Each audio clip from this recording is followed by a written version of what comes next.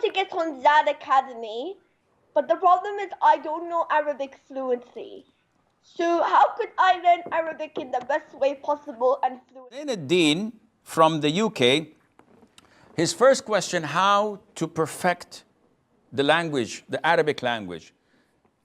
Arabic, like any other language, it depends on a number of factors. Number one, your interest in it.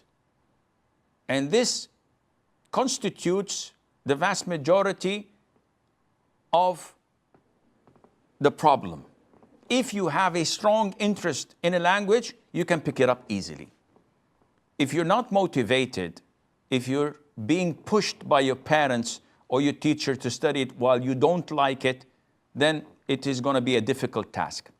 So if you have the motivation and you have the interest in it, this maybe is 70% of the difficulty is gone. After that, you have to learn a lot of the vocabulary. So a lot of the time people make the common mistakes of focusing on grammar, which is good, but it is not the language. So if I know that the subject has to come in the beginning, and then the verb, and then the object, this wouldn't help me if I go to a restaurant and tell them this rule of grammar. If I don't know how to say chicken soup, I'm gonna starve. Or at least I have to behave and act like a chicken so that they would understand. So vocabulary is very important. And this comes by listening and reading.